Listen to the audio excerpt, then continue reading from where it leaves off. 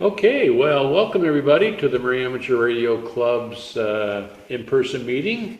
Today is February 5th, first Thursday of February.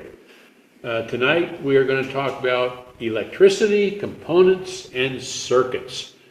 Now, what I've done, this is based on the last time I did it, but I decided I'd really complicate things and make it twice as hard to understand, okay? Just so that we all can be very confused as we leave, okay?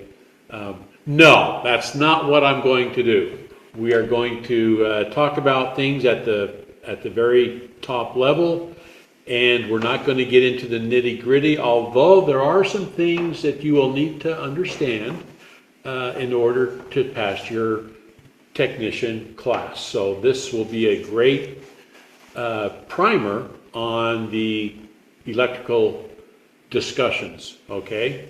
And so here's the deal. If you have a question, especially you, Stan, if you have a question, and you don't say it out loud, you don't ask the question, then that will be a disservice not only to you, Stan, but to everybody else, okay? Because I'll guarantee you someone else has the same question. So how does electricity work? Okay, that's what we're going to talk about. What is it? What is it? Yeah. So, without further ado, let's go ahead and... Is this going to be conventional current flow or electron theory? I'm sorry? Is this going to be conventional or electron theory current flow? Both. Probably conventional until we start It'll talking be- electronics. Well, I mean, by necessity, there's a little bit that has to happen on both sides. I'm going to ask you that same question at the end, okay? And we'll see which, I think we'll touch on both of them. Okay. And also, this is also in regards to what the technician will need to understand, okay? And it's good to understand this anyway, because just because it can. So radios use electronics, right? The radio is full of electronics, and the components in there are based on fundamental principles of electricity, and that's what we're going to discuss tonight. We're going to talk about the electromagnetic force, what we think it is, okay? We're going to talk about voltage and current. We're going to talk about circuits, resistance, which is futile. Extra credit, who's that from? Star Trek, yes. The Borg, yeah. We're going to talk about power, baby, and that is in watts, and AC/DC. Back in black or... All of the above.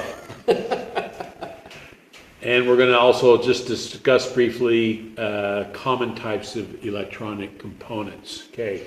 Now, what you are not going to walk away with is a complete understanding of everything that we talk about.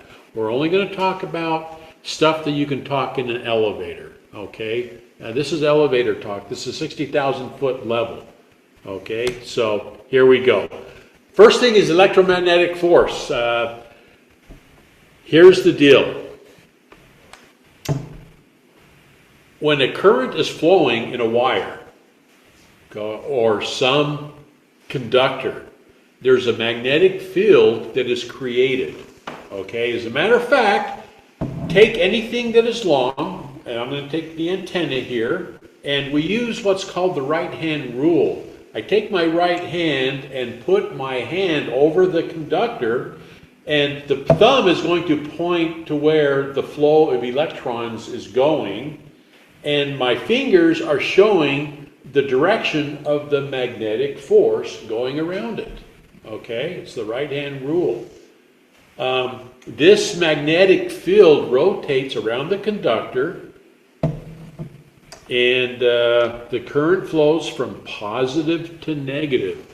And that's the thing that always kind of I didn't understand that. But if you understand that electrons are negatively charged, okay, you'll know that when you have electron flow, the electrons will be looking to go home, which is the negative part of the battery, okay? So that is why it goes from positive to negative, and we're going to talk a lot more about that.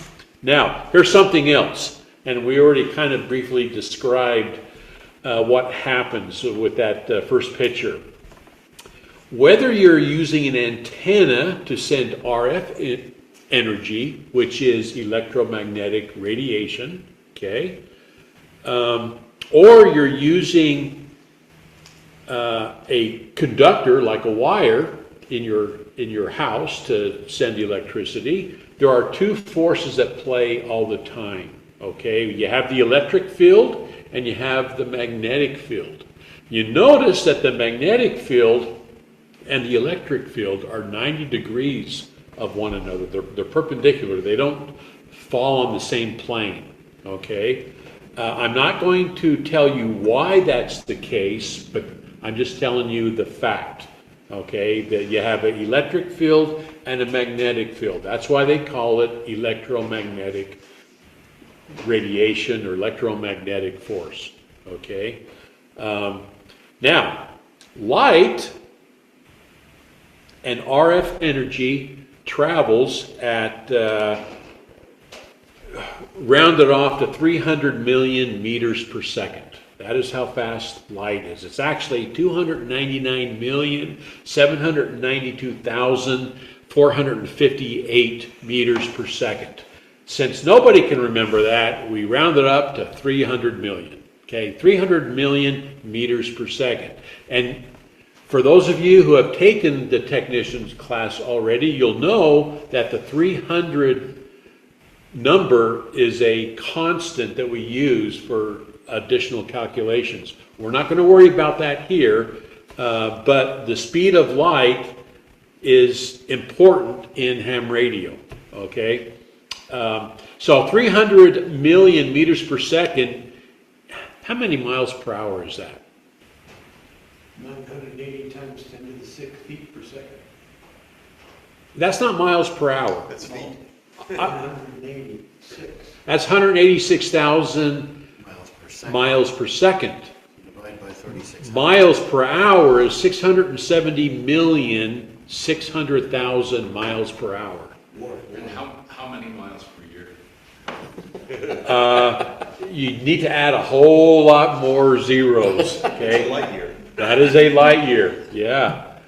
Even a light day is horrendously, I mean, the time that it takes light to go from the sun to the earth, that's 9 minutes. That's 9 minutes, right? 9 light minutes. So you can see how far that goes. That equates to, what is it, 80 million or 93 million miles? 93 million. Yeah. So crazy stuff. Okay. Any questions on what we've talked about? Okay, just know that if there's an electric charge going through a conductor, you have a magnetic field that goes around it. Okay? So let's talk about voltage and current. Anytime you think about electricity, that usually is part of the conversation. So voltage, and it's represented by the letter E when we're putting it in a equation, okay, YE, to me, V would be better, but E is what it is, and you'll see that everywhere, okay? E stands for electromotive. And that's it right there, represented by E for the electric. Is the electromotive force or electric potential that makes electrons move. Some textbooks have gone to V. Say again? Some textbooks have gone to V. Okay, very good. So a lot of times what in your day-to-day use of voltage, like 120 volt AC, you don't see 120 E AC or DC, it's V DC, right? So volts is abbreviated as V. Voltage is always measured from one point to another with respect to a reference voltage. And this is the thing that kind of gets people confused. And we're going to talk about that. The Earth is actually a universal reference for the reference voltage, okay? And that's why they call it earth ground or ground potential, ground or earth. Those are, the UK uses earth, the US uses ground, okay? And what that means is that in order to measure voltage, you have to measure it in reference to some reference point. So when I'm measuring the voltage of a battery, I'm measuring the positive and the negative. I'm putting my leads on the positive and negative. And so it is referenced to, what would that be referenced to?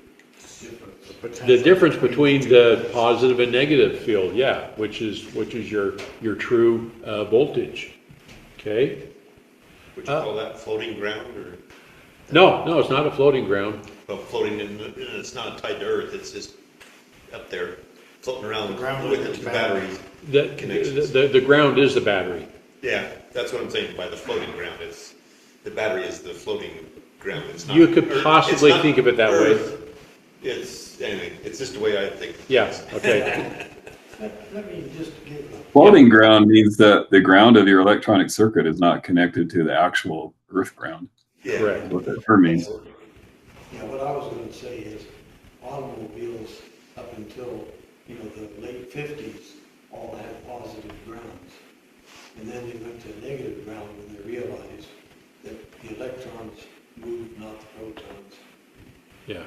Protons' mass is 620 times greater, it's not going to move. So, that's why we have negative to positive current flow. Positive to negative current flow. Negative to positive. Electrons move, not protons. The electrons move. Yeah. Okay. Okay, and what do you measure voltage with? Well, you measure voltage with a voltmeter. Now, a lot of people think of voltage, and I learned voltage as like, if you can think of a big tank of water, and that water has, and there's a tube that comes out from the bottom, okay, and you're putting your finger against that tube so the water is not coming out. Well, the pressure that you're feeling is called voltage, okay? And we're going to use that same analogy when we talk about current as well. So the voltage is the weight, if you will, of the water against your finger. It's not the flow. It's how much you have to push in to keep the water from squirting out. Okay, that is pressure. I'm sorry. Pressure. Yeah, pressure. Not. Yeah. So there you go. Pressure. Now we also have polarity. The polarity can either be positive or negative. A negative voltage repels electrons and a positive voltage attracts them. Okay? So here's a great example. It may seem completely unrelated to electronics, and really it is, with this one exception. If you have a bathtub in your house, so I know that some of you don't, I don't, no, I'm just joking. If you fill that bathtub up with water and you're using pond water to fill it up, okay?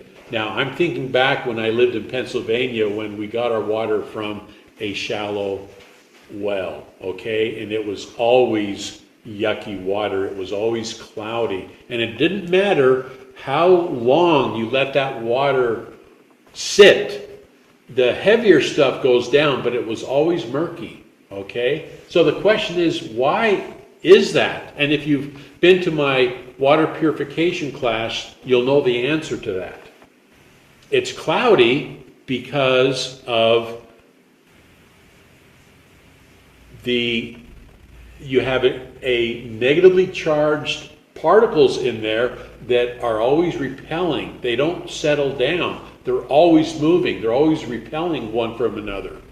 And so that's why when you look at your tub of water, when you're waiting for your water to settle, if it's not settling, then you need to introduce something that creates a positive charge in there so that it clumps together, and so things will settle. Okay. How many people have seen that water purification? So you know what I'm talking about, right? Yeah.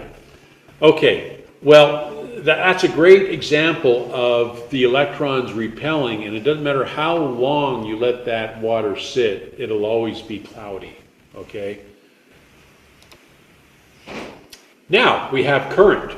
We know what voltage is. Current. It's represented by the symbol I.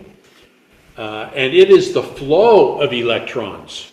Okay, so I have my finger against that pipe and water is pushing against it. Now if I let go, all of a sudden you have a stream of water coming out, right? That stream of water, the amount of water coming out, is called current. Okay, it's the flow of electrons. Electrons, again, we already know this, are negatively charged particles. Current is measured in the units called amperes, okay? Everybody just calls it amps for short, okay? And amps is abbreviated as A. Okay, current is always measured through the flow, as the flow through something such as a wire or electronic component. And an ammeter is used to measure current.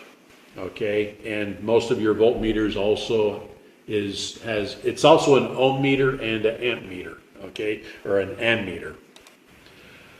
So the definition of an amp, and you don't have to memorize this, but this is just things that you always wanted to know but were afraid to ask. 1 ampere is the flow of 1 coulomb of electrons per second. And they go, Dan, what are you talking about? What's a coulomb? Okay, well, electrons are so small that to light a household 100-watt bulb with a current of 1 amp, 6.25 billion electrons must pass through the bulb each second for that to light up. Okay? That is a coulomb. 6.25 billion electrons per second. Okay? Now, that's 6.25 times 10 to the 18th. Okay? There's a lot of zeros. 18 zeros past that 6. Okay? That's a lot of electrons. And that's what makes up 1 coulomb of electric charge. Again, that is, I was going to say useless information, but it really isn't. You can amaze your friends with the information there, okay? I mean, who was the one that actually counted all that? It was a very, very quick mathematician, and he was not using a slide rule.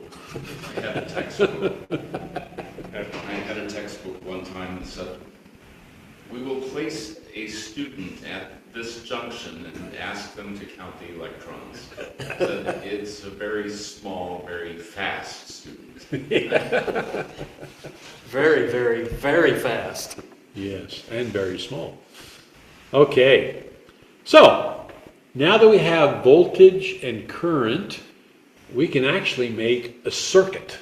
Okay, this is going to be fun. A circuit is any path that a current can flow, okay? There are hyper simple circuits. There's also very complex circuits. You know how many circuits are involved in a radio?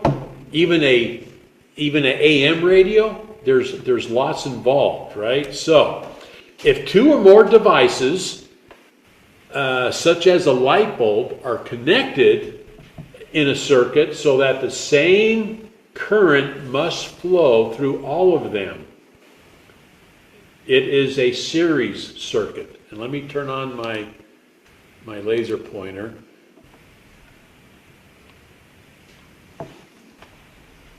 Why is my laser pointer not activating?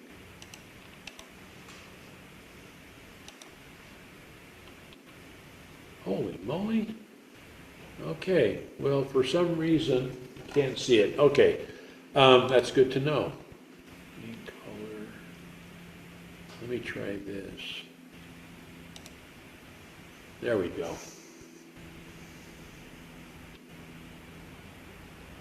No way. Okay, so I do have a pen, so there we go. Okay, so if two or more devices, I'm going to draw a circle around these two light bulbs. If they're connected so that the same current must flow through each of them, you've just created a series circuit. Okay, if you connected them where each of the connections are using the same voltage, that is a parallel circuit. Now, Stan, what happens when to the voltage in a series circuit? If the resistance of the bulbs is identically the same, then they'll have exactly the same voltage drop across each one of them. If the bulbs are a little bit different, then the voltage drop will be proportional to the resistance. Okay. And the parallel circuit, it's the current that changes. The voltage is the same. Exactly. So we have voltage difference and current difference between the two. Okay. This makes a huge difference, especially when we're wanting to hook up batteries together. Now, in ham radio, we love batteries. Okay. We love to charge batteries. Okay. And everybody that has a Go kit has some way of running that Go kit, right? And a lot of people use what Sherwood brought, a power pack, right? In the trailer, we have two batteries that run the trailer, two 12-volt, 100 amp hour batteries. Okay, now, one thing that I can't show people on the net, yes. One quick comment. So you mentioned earlier using a voltmeter to measure the voltage and an ammeter to measure the current flow. It is important to keep in mind that when you're measuring the voltage, you want to measure across the load, so in parallel with the load. When you're measuring amperage, you want to measure in series with the load. You want to measure the current that is going through the ammeter before it goes through the load or after it goes through the load. Exactly. Otherwise, you're only going to get half the result. Exactly. Because of this same thing. If you replace one of your light bulbs with a voltmeter or an ammeter, they're not going to give you the right information. Yeah. So let's come back to here. Stan, you said something that was critically important with voltage in series. You talked about voltage drop, right? Yes. So that's what happens if I have a 12-volt battery and there's my negative here, there's a positive, so this is the direction of the electron flow, correct? No, it's the other way. It The, goes from negative to positive. Oh, negative to positive, oh, duh. you know why we have the two systems? Is because of Benjamin Franklin. He hung his kite out there and he figured that the lightning was coming from the cloud to the ground. So therefore it must be positive current flow. But, years later we realize that that's not true. And the trouble is all of the schematics are based on, conventional current flow. All the transistor symbols, the diode symbols, are all based on conventional current flow. Capacitors. And the engineers up at the University of Utah, still use that. It's everybody else now that's gone to the electron theory. So in my single cell brain, I was always thinking that the electrons went to the negative. And Remember, like charges repel, just like magnetic poles repel. So the electrons want to get away from the negative pole of your battery and get around to the positive pole. okay, Run screaming away from the negative. and understanding that solved the issue. It doesn't matter actually which way. It really doesn't. If you get textbooks, they'll have conventional current flow and electron theory, the same textbook. So Yeah. it's not a big deal. Okay, but when you're teaching a class and it's being recorded in YouTube, it is a big deal. And this is why I love everybody here, because I learn stuff every day, okay? So the fact that I wake up every day is a good thing. Yes. I think the key to remember is that all this stuff are like models and conventions. What's physically happening under the hood is probably quite a bit different. But all that really matters is that you have a convention and a model that everybody can use to communicate with. Yeah, So just I think that's, find an intuitive understanding that works for you and go with that. You know what I mean? so if I have 12 volts here, and since this is a battery, we're talking DC, and I have two batteries that take, what would be a good example so that I can, if I were to test the voltage from here, If you were talking about a flashlight and you had to stack the batteries in series in order to get a higher voltage to run the lamp. right, But if you had a diesel truck and you needed more current to get that thing started, you'd have two batteries in parallel to get more current.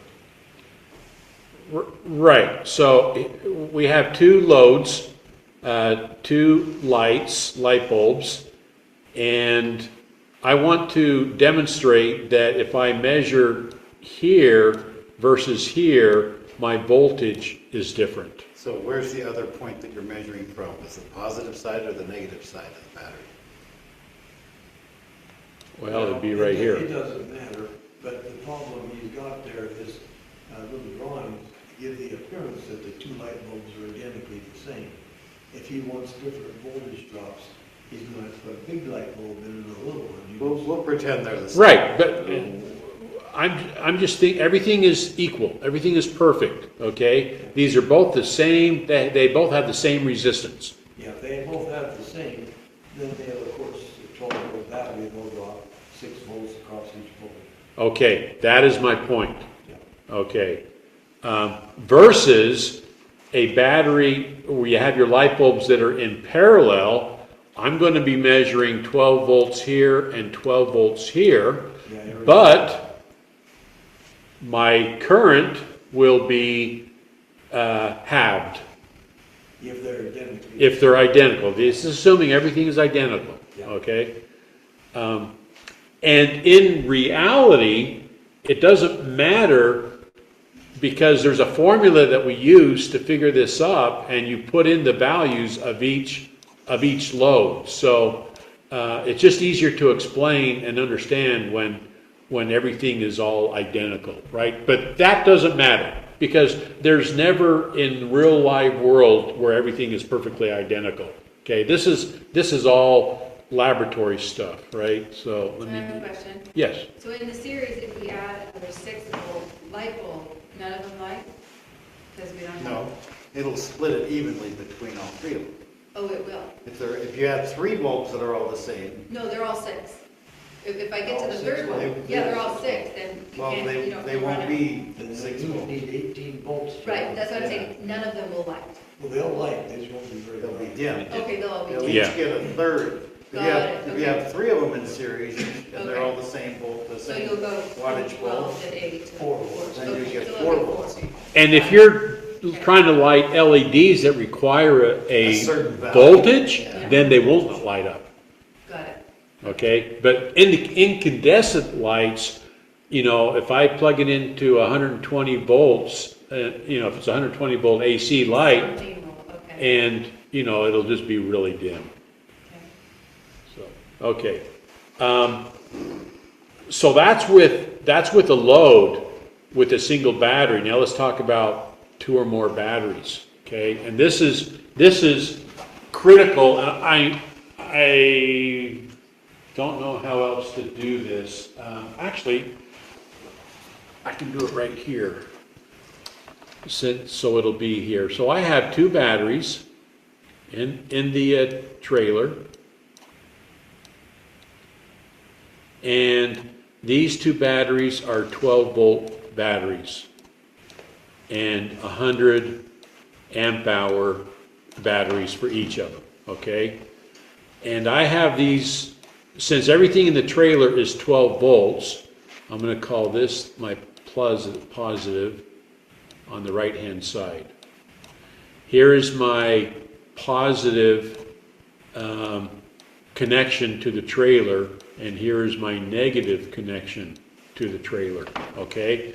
I have 4 connections, I have to get to 2 connections. So because I want the same voltage but double the current, I have the batteries hooked up in parallel, okay? So the battery, the positive battery here, I'll just put this up there, and it jumps to this positive right here.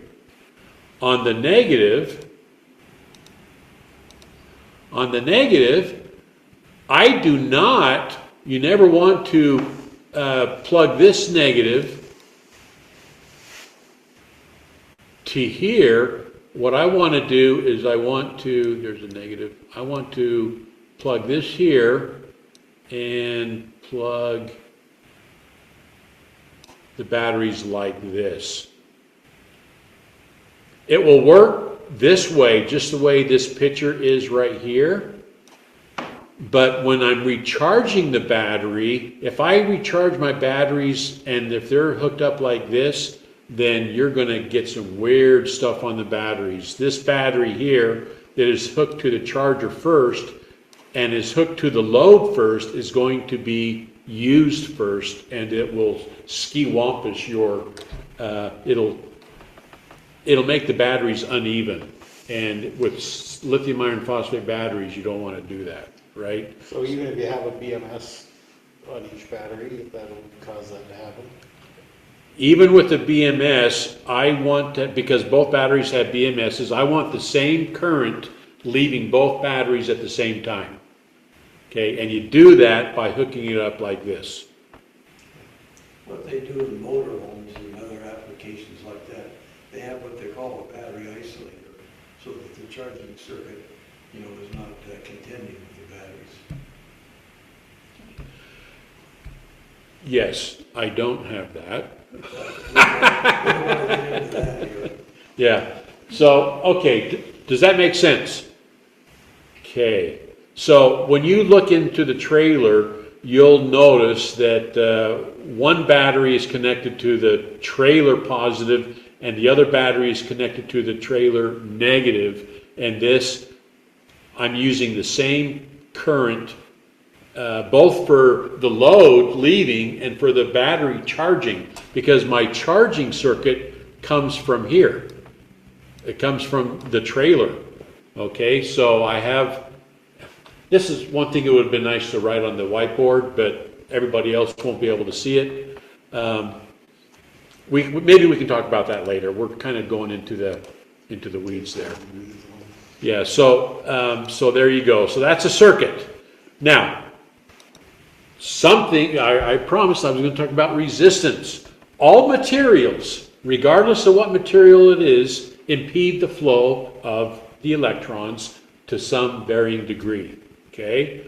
this property is called resistance, and it's represented finally by something that makes sense, an R. R for resistance. Okay?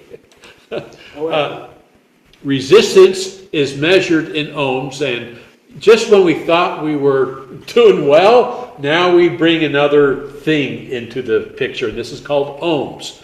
That is what we use to measure resistance, okay? And the symbol for that is the Greek letter omega. Of course, we're not going to use O for that because we have to make up for using R for resistance. Yes, exactly. And resistance is measured with an ohm meter because we're measuring ohms, okay?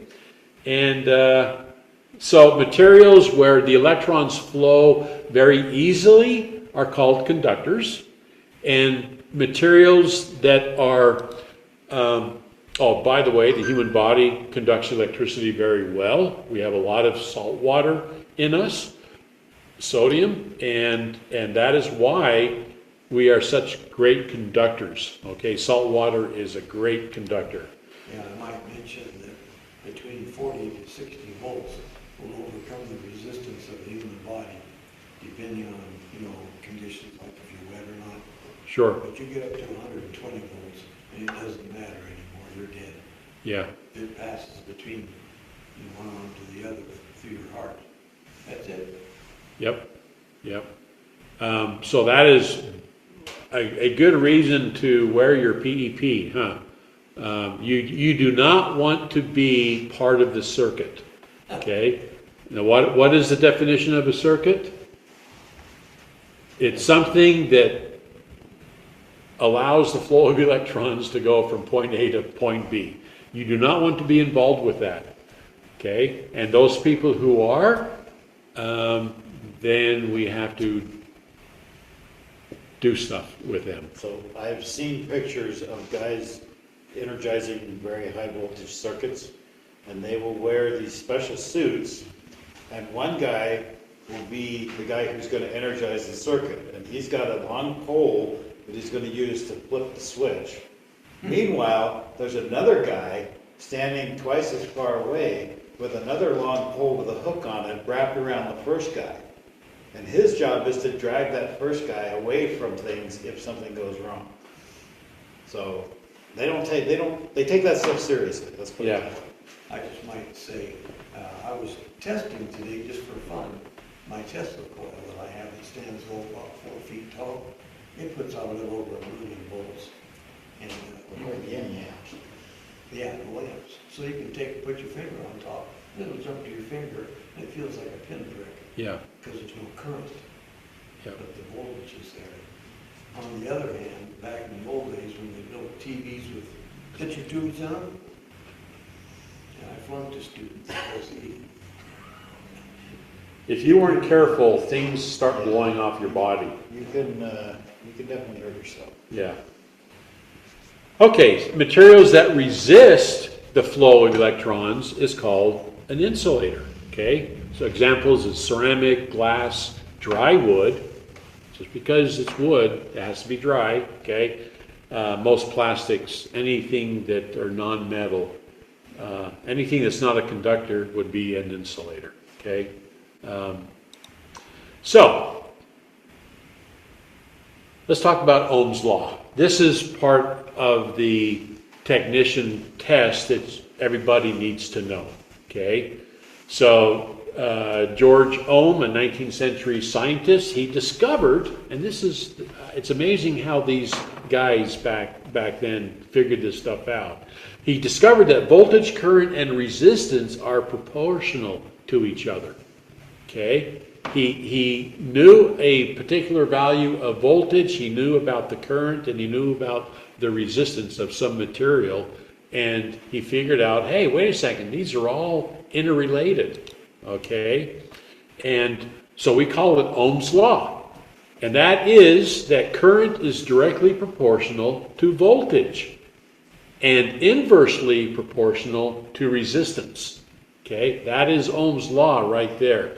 The more a material resists the flow of electrons, the lower the current will be in response to the voltage across the material. And this is where this equation comes in. It's stated, what does I represent? Current equals voltage divided by resistance, okay? And because you have the three values there, all you need to do is know two of the three values to get the other one, okay? And so it's as simple as this. So resistance equals voltage divided by current. Current equals voltage divided by resistance. And voltage equals current times resistance. So how can you easily remember that? Well, let me tell you, the first thing I did when I took my technician class is to take this right here and I drew it on a piece of paper. You can't bring in your calculators and stuff. It all is, you can bring in a calculator so long as it's a dummy calculator, okay, which means it's plus addition, subtraction, division, and multiplication, and that's it, okay? It can't be programmable. It can't be programmable. Smartphones are not allowed to do this. So what I did is I just remembered that circle with the E and the IR underneath of it, okay? So E is voltage, I is current, and R is resistance. Some people will draw the triangle. I drew the circle. You can also, I mean, there's a lot of different ways. However, it'll make it easy for you to remember it is how you do it, right? And so what I do is if I want to find voltage, then I cover up the V because I want to know what voltage is. So how do I get that? I then know that I need to multiply amps times resistance. Okay, so amps times ohms. Okay, and by the way, it doesn't matter that they'll give you some story to tell you, hey, I have a circuit that I'm looking for voltage, and I'm running 3 amps with across a 600 ohm resistor. Okay, tell me what the voltage is. Okay, and so it's very easy to figure that out.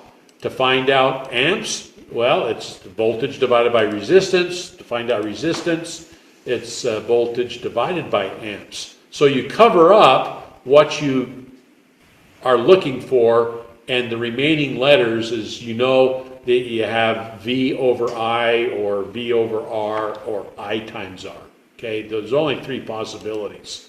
Now, this may seem like well, there's another aspect to this, and that is watts. In other words, power. Power is represented by the symbol P, and it's measured in watts, which is abbreviated as W. Power is the rate at which electrical energy is used. Okay? And it is also, well, I'll get to that.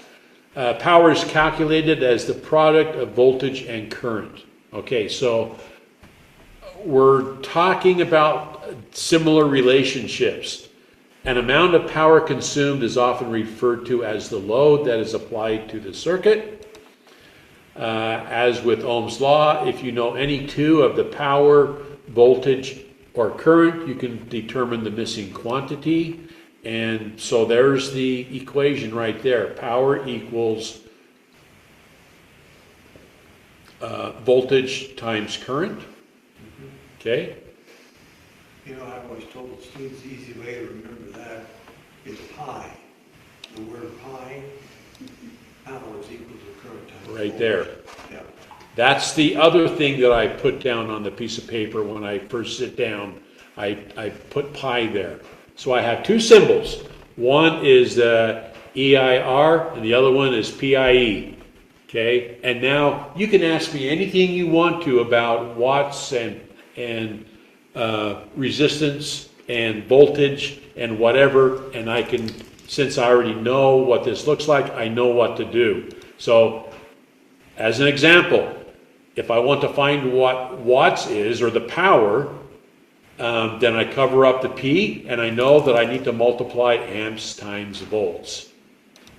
If I want to know the amps, I cover up the I, and I know that I have the two values, the watts or the power, and I need to divide that by the volts. Okay? And same thing with the other one. It is very simple if you just know which letter to cover up. Okay? Because that gives you the answer.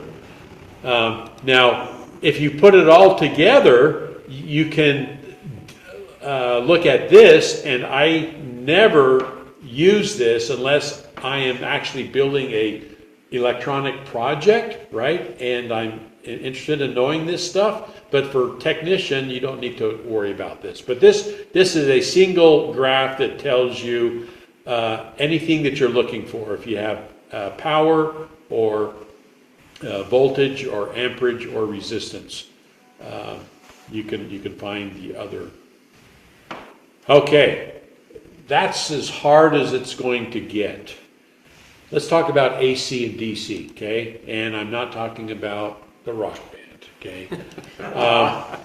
So AC stands for alternating current, and DC stands for direct current. We use it every single day, okay? If you have a watch battery, if you're, a lot of things, your cell phone, that's all DC. Your house is run on AC, okay? And so electrical current takes on two different forms depending on the source that creates the voltage, making the electrons move. So it all depends on how the source of the electron's movement is. Current that flows in one direction all the time is called direct current. And voltage, current that regularly reverses is called alternating current, abbreviated with AC. So just like current, a voltage that has the same polarity, the same direction from positive to negative voltage, all the time is DC voltage. Okay, a voltage that regularly reverses polarity is AC voltage. Okay,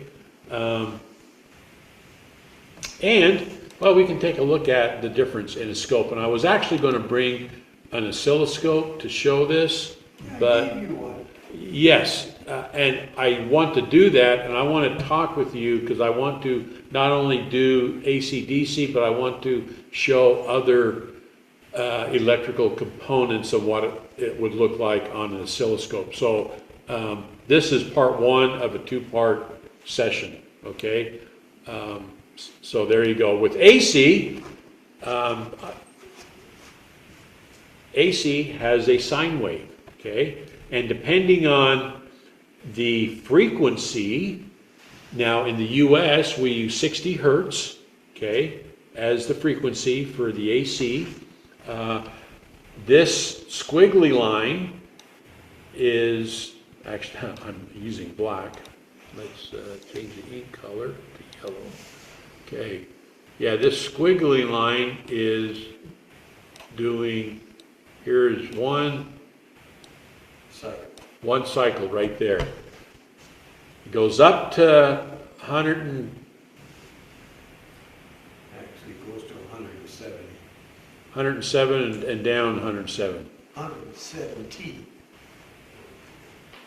We're getting too much in the waves for that. Okay, all I want to show is that we're using a sine wave and it goes positive and negative 60 times a second. Okay, that's the important thing to understand. The DC wave is, now this oscilloscope is showing that voltage is clamped to whatever that voltage is, let's call it 12 volts, and then something in the circuit drops it down to 0. Okay? Switch. Yeah, so this is a switched circuit going on. If I were to just show the DC waveform of a solid voltage, you would just have a single line up there until you turn off the voltage, okay? So there is no oscillation going back and forth, okay? There's only oscillation that goes back and forth if it's in a circuit and there's something that's turning that on and off, okay? Just Yes. an interesting observation, when we are talking about radio waves, they work the same way as the AC wave does, okay? Because it is an AC. It is an AC wave. So when Yes. your radio has a bunch of electronics in it that are all running in DC, and then they ultimately take the analog wave of your voice and turn it into an AC wave that goes up the antenna and heads out into space. But it's a little more complicated than that. We'll do a class on antennas. We're just talking about FM or AM. Yeah, modulation. We're not touching that yet. We're not getting in okay? the weeds here. Yeah. Okay, so that's the difference between AC and DC. And by the way, if you have an AC circuit and I want to create a DC current from that, then there's tricks that you can do using components that will make your AC into DC, which is exactly, you know, those little wall warts that you plug in? They use transformers in there and diodes that do that. It takes that 120 volts and he converts it to a DC wave format. So your phone is getting 5 volts DC. Okay, drops it from 120 AC to 5 volts DC. And it's pretty cool how that is. We're not going to talk about that, but we are changing them all the time. Less from DC to AC, unless you're dealing with like that one right there has a DC to AC inverter on there. Okay, so it takes DC and he converts it to 120 volt DC. We don't care about how that's done. Just know that it can be done. So the last thing I want to talk about is components. So we have resistors. What's a resistor? Something that resists Something that resists. What does it resist? the flow of current. Current flow. Okay. And so has anybody wondered why the lines on a resistor? Color code. It's a color code. Exactly. So anytime I have a box that has 10,000 resistors in there, and without the color code, without the fact that they're in baggies and that they're labeled what values they are, there are some times when I have some loosey-gooseys, I don't know what they are, I have to go to this color code, and with the color code I can determine the resistance value of that particular resistor, okay? And so it makes it, all the resistors, well, most resistors have that. Some resistors will have it printed, let me change the ink again, will have it printed on what the value is. They don't have any color codes on these type, okay? Also, you have some resistors that the actual resistor is on the inside, and so they print out what the value is on that. But a plain resistor, they have this color code, and you're able to identify the value of that. Why is that important? If you have to replace it. Okay, if you have to replace it. But why do we use different value resistors in a circuit?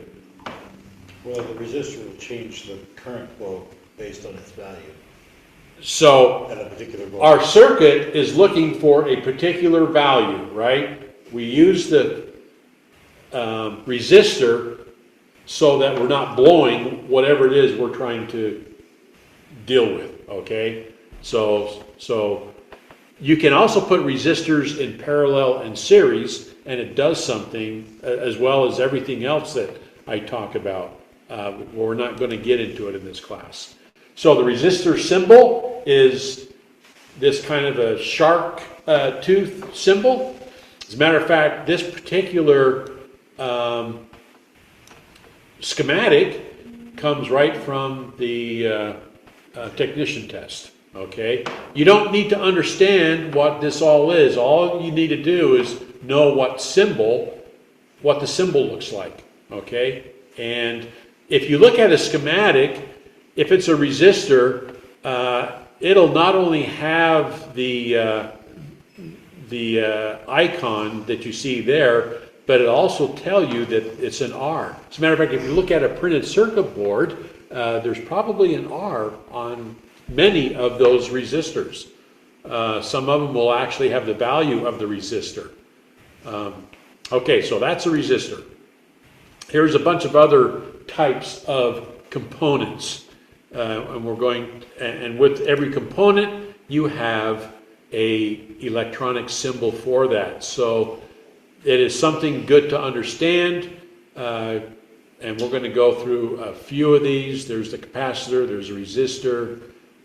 There's resistors that you can modify. It's called a potentiometer, where you can change the value of the resistance. Okay, so that's a very common thing. You have diodes. You have a rectifier bridge. This is the trick that turns AC into DC. You have all these other components. So a couple of the main ones is a capacitor.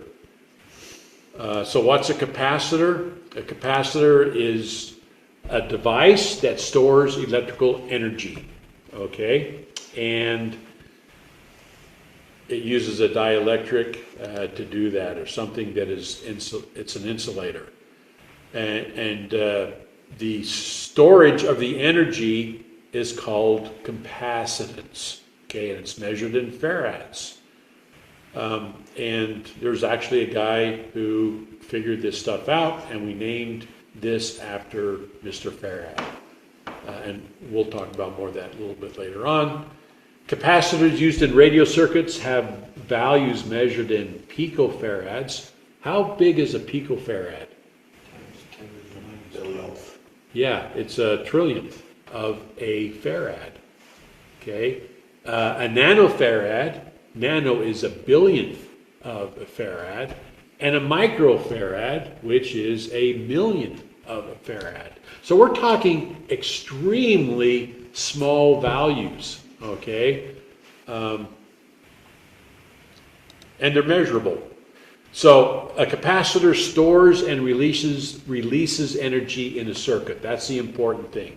It also smooths out voltage changes. So you'll see power supplies with capacitors all over the place that electronic devices do not like a big swing in voltage amounts. It's very bad for the device to have your 5-volt cell phone receiving a voltage of 12 volts and then 2 volts and then 7 volts and then 3 volts. No. We use capacitors in there to keep it a steady 5 volts.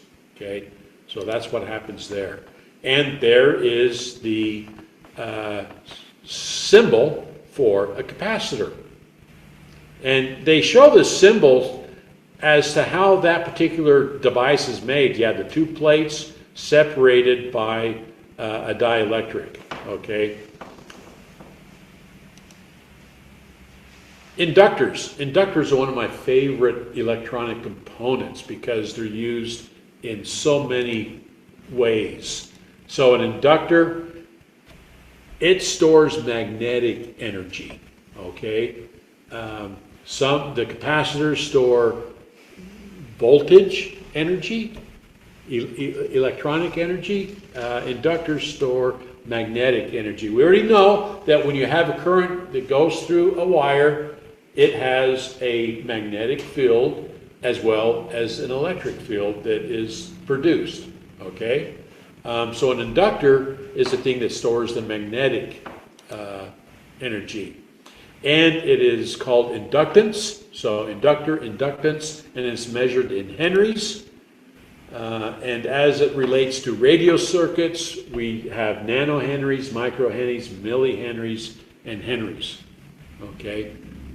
What's a millihenry? Anything milli is 1,000th of whatever, right? Micro is a millionth, nano is a billionth, pico is a trillionth, okay? Okay, inductors are made from a wire wound in a coil, okay? Sometimes around a core of some magnetic material that concentrates the magnetic energy. And it looks like a little squiggly line. Well, there's something that the inductors can do if you put two inductors together around the same core, and that is called a transformer. Transformers are nothing more than two or more inductors. And there's transformers that we use. There's AC transformers, there's DC transformers. They're big. This is a huge power station transformer, and we have these little audio transformers that use just, very small amounts of current. So let's talk about that. Transformers are made from two or more inductors that share their stored energy. Okay. So a transformer is used to transfer energy from a home 120 volt outlet to a lower voltage, let's say a doorbell. Okay, so here's a doorbell. Doorbells require 24 volts AC. You have 120 volts coming into the house, actually 240. Actually, two 120 volt legs coming in. Okay, and the doorbell needs 24. Well, you just can't plug the doorbell into your outlet, otherwise you'll get nice cool smoke coming out of the doorbell. Okay, we don't want that. So we use a transformer to fix that. The symbol for a transformer is this right here. There's an inductor over here, and there's an inductor. Actually, you can't see this. Let me see if, I don't understand why my laser pointer does not work. That's frustrating. Okay. Okay. Let me turn on my. Okay. So here we have a single step transformer where you have a load that is the source rather of the thing that is getting the electrons to go into the transformer, and on the other side you have a secondary winding. This is called the primary winding over here. The secondary winding is here. So a step down transformer, you have more windings on the primary than you do on the secondary. So if I have 120 volts coming in and I only have, let's say that there are 100 windings on this side, and if I had 50 windings on the secondary side, I would have, there's more involved, but theoretically I would have like 60 volts. Okay, 120 volts on one side, 60 volts on the other. Okay, that is a crude method, but that just shows you that this is a step-down transformer. Now, if I had 10 volts here on the primary side, and there's 10 windings here, and I have 300 windings on the secondary side, then I would get a higher voltage. Okay, and you can calculate the voltage by the number of windings that you do. Again, that is a crude translation to what really happens. Okay, and then you have what's called multi-tap transformers, where you have a single source, L1 and L2, line 1 and line 2, and these are, on this particular one, it's 208 volts across. If you measure the voltage from here to here, it's 208 volts AC. But on the secondary side, this is the primary side, on the secondary side, you have two inductors that are wound, sharing the same core. And you can get different voltages depending on where you tap it from. Okay? You can get 240 volts or 120 volts. Okay? And as a matter of fact, this is a lower voltage transformer where you have some voltage coming in, and you can decide what voltages that you need coming out. And on the transformer, it tells you what each of those values are. Now, I was in physics class back in my 4th grade. My physics teacher, he worked on a submarine. And he knew I was into electronics, and he gave me a big old transformer. The thing weighed probably 20 pounds, okay? And it had 2 lines in and 2 lines out, okay? And he says, Dan, be very careful with this. It's a step-down transformer. If you can hook it up to 120 volts, and you get 12 volts on the other side, okay? But nothing was marked. So I'm in 4th grade. No, that's 8th grade. 8th grade is when I was in Orem. 8th grade, I take it home, and I say, okay, I'm put it straight into my outlet. And then it was cool to, on the other side, touch them and see the little blue sparks, okay?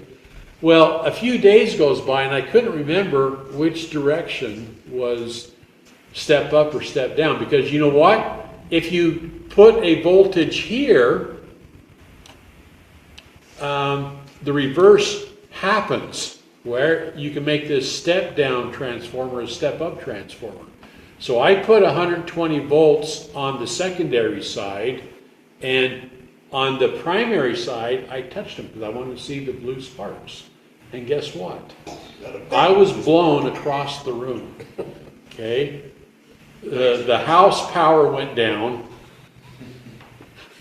And my mom goes, Danny, what's happening? Oh, nothing, Mom. I got it. Let me just fix it. Holy crap. I threw it away. Had I touched those, I would be dead. Okay? Because I was doing 1200 volts on the primary side. That's no bueno. One arm to the other arm, right? It would, through the heart. So, You've ever seen those? People, you'll see these on YouTube all the time. People will take the transformer out of a microwave oven. Now, the microwave oven is typically converting 120 volts to 30,000 volts. Yeah, to some number of thousands of volts, right? Yeah. And so they hook this up, and then they like zap a piece of wood or something, and it makes like a lightning burn on the wood. Yeah. So many people have died fooling around with that stuff. It is no joke. When you start talking with that level of voltage, I've met guys whose arms have been literally burned off of their body because of getting involved with super high voltages. Don't screw around with that stuff unless you know what you're doing. Yes, Stan. I was going to say, one of the important things that we have to remember about transformers is the amount of power going in is always exactly the same going out. And so that's an easy way, if you don't know everything about the transformer, with simple old law and power formulas, you can calculate what the current actually is. Yep. All I know is, even though I touched the leads together, and there is a blinding flash that happened, but it blew me across the room. Okay? How that happened, I have no idea, but I've seen other people get blown across the room. And it's a lot of energy that happens in a very short time frame. And you don't want to be involved with that. Okay. So transformers, be careful. But I think, okay, so here's a great example. Your distribution power pole that's closest to your home. 7,200 volts AC is on the power line. You need a 120 volt line coming in. So they use a 60-to-1 step down, and if you divide 7,200 by 60, you'll get 120, okay?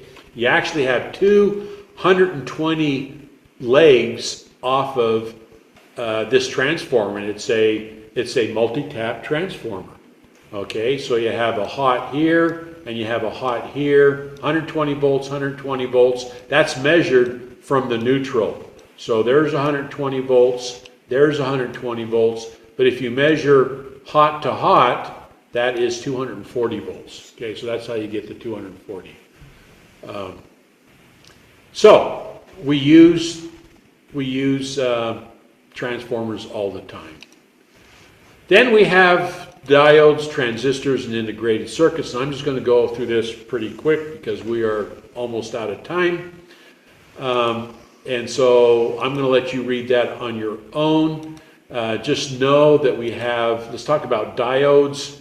Diodes control the flow of electricity. There's also light emitting diodes, which is an LED. That's what LED stands for. We have transistors that have PNP in there, and I'm not going to get into it, but there's the symbol for that. This is why we have computers, is because someone invented the transistor. Okay, this replaced the tubes. Okay, and then we have an integrated circuit, which is called an IC, and these are actually circuits internal that, based on the voltage coming in on these leads, will determine what the integrated circuit does. It's amazing stuff. And I'm just going to, we don't need to get into the nitty gritty. It'll be on the website for you to take a look at that. But talking about diodes, transistors, and integrated circuits, this part is a good thing to study before you take your test. Because it explains what that is. In particular, transistors. They talk about N and P type material. I'm not going to get into it, but this is just a summary of what you can learn from a transistor. Okay, and this is why the transistors took over the tubes. Because the transistor has a base and an emitter and a collector, which is exactly what a tube does, okay? But it's how it's configured. The transistors was the thing that made all the difference. And then, of course, you have the integrated circuit. We have CPUs. That's an integrated circuit. There's ICs all over the place. There's some very simple ICs. There's our CPUs that you plug into your computer, uses billions of transistors that are on the die, okay? Imagine creating a computer with tubes that will do what an i7 does, okay? Can you imagine how many stories of, you know how much power that building would require? Can you imagine going to the moon with the computers they had in 1969? Yeah. Nothing. Well, we have more cell phones. You have, by a magnitude, Stuff, but they were all discrete components in place. Yeah, but everything was done on a slide rule for those people. yeah, I've actually toured a computer before, where you walk around inside of it. It was all tubes, and it was what they call the SAGE system. It was used for tracking all of the aircraft and rockets and whatever was flying in the airspace around the United States. And we had a facility at the base that I grew up at. There was a block house, and the ground floor was 2 computers that ran together, and they were always doing the same thing. And that way, if one ever broke, the other one could continue working while the technicians went out and fixed whatever was broken. It was all racks and racks of tubes And you could walk in between them and walk around in there. It was pretty And that's exactly what they used the ENIAC for. It was all military stuff. It's trajectories, right? Crazy stuff. Many years ago, they had the 49th Street Galleria down here, Oh, yeah. and they hired me to take a computer and run it so that they could display scores up on the screen. And I started programming that computer, and I got up to about 40, 50. I told them I can't do any higher numbers than 40 or 50 because I run out of memory. Memory. We got one chip nowadays, that one memory. Yeah. sure. Anyway, so here's I talked about a lot of the people. There's the people who were honored, and so this is for your viewing pleasure, and we're done. So now's the time. Questions? Well, I would say one thing. A lot of students always ask me, how come we use 120 volts here and 240 over in Europe, and 50 cycle over there and 60 cycle here? You know what the answer to that is? I used to know. Because. It's because we're using a system in the United States that was discovered over 5,000 years ago. We're using the same system that the old Mesopotamians used.